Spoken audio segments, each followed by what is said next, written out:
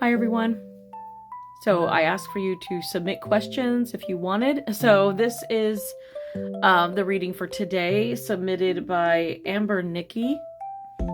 She was asking, what did I pick up on 4 names? These are masculine names, and I decided to pull a tarot card for each one, but I also pulled from my Who Is It Oracle deck. So let's take a look. The first one she wanted to know about was the name of Scott.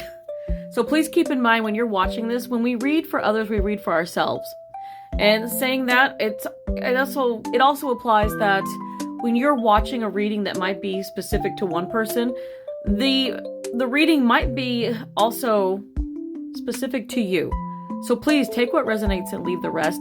This could, if you're watching this today, it could be speaking of somebody in your life. So maybe you're wondering about someone, or you're looking for a sign or confirmation.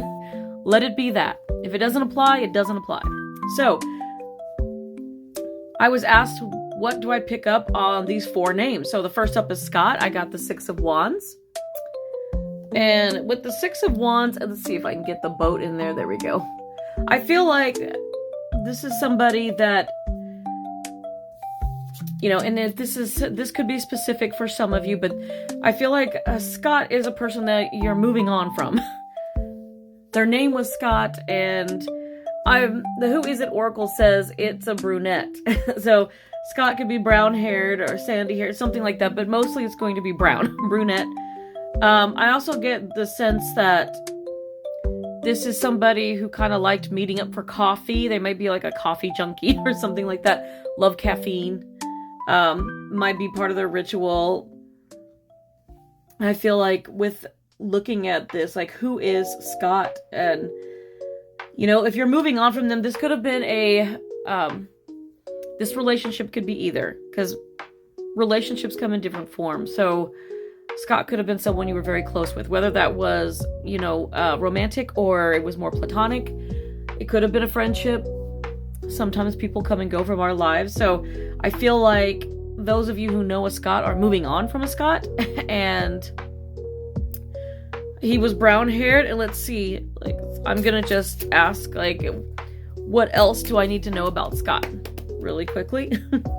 Yeah, conflict. 5 of Wands.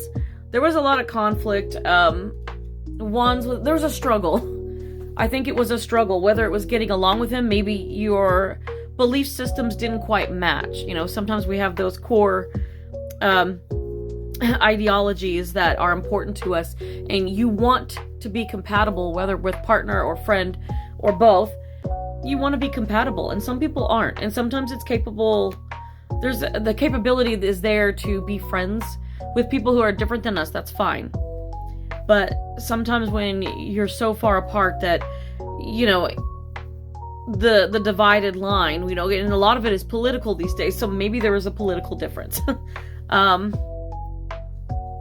I feel like with that's where I'm getting Scott from. I'm picking up that with Scott. So the next one is Travis, and I have the Emperor.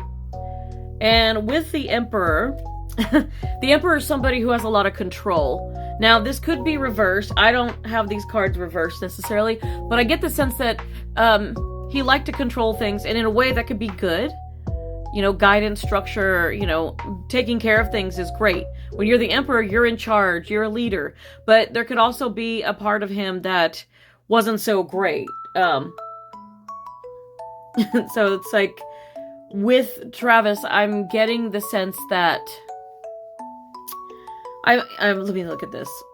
I'm getting the sense that he could be controlling at times. So this could be, and this again could be a former relationship. It could be someone currently in your life. It could be someone that is, I get that Travis is somebody's friend more than anything, but I feel like they can be kind of controlling and they drive you nuts. Also, I got with the who is it? I got the average build. I feel like this is somebody who has an average build, and he might be kind of like a new gym rat. He's probably just now working on diet, nutrition, working out, lifting weights. I feel like he's going to the gym more, and I think it's also maybe inflating his ego a little bit. He's getting more attention from the ladies. I think this is why he's got this Emperor kind of energy, that he feels like he's large and in charge right now. But But he's just average build. I feel like he's average height too, you know, and maybe he's trying to make up for something that he's lacking.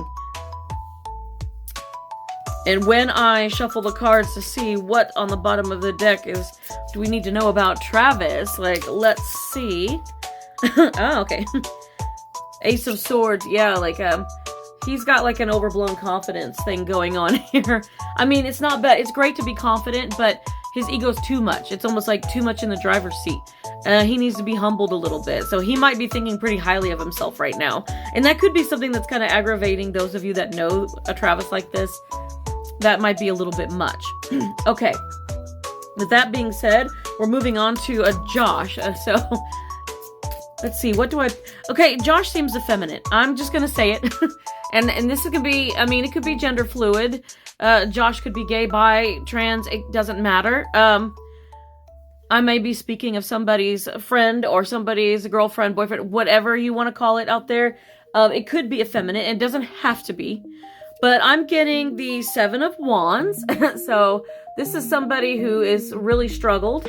This is somebody who feels kind of defensive, like they're defending their life. Like they have had to jump through a lot of hoops. You see them jumping from stick to stick. So it's a balancing act. They feel like they have to walk around on eggshells.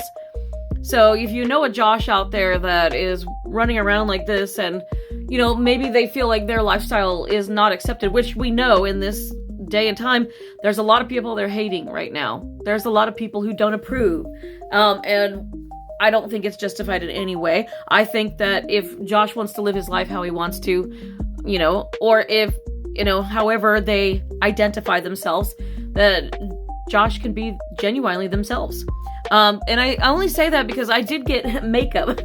And Josh could be somebody who likes to wear makeup. They don't have to be transgendered or gay. There is a lot, you know, we've heard of metrosexual.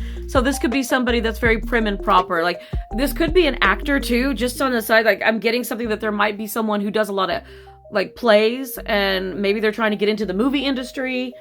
Maybe TV shows, and they have to put on the makeup to be on camera, so they may wear a lot of makeup. I also get somebody that might be just a regular dude that wears guy liner.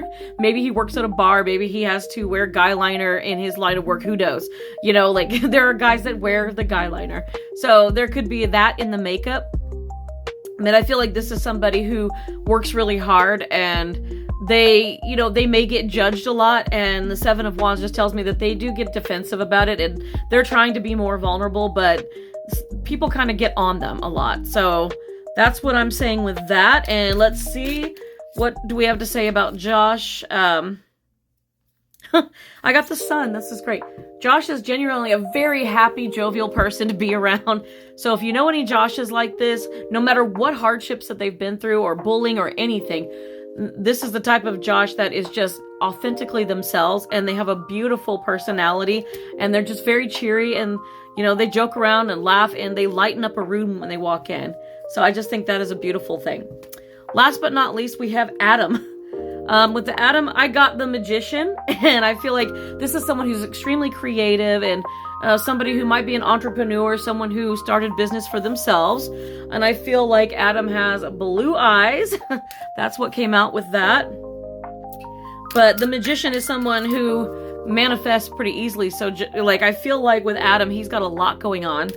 And things just seem to flow in his direction. Like, he gets what he wants, whether that's jobs or ladies or whoever, you know. Adam things fall into his lap very easily. And what do we have to say about Adam? Let's see. Okay.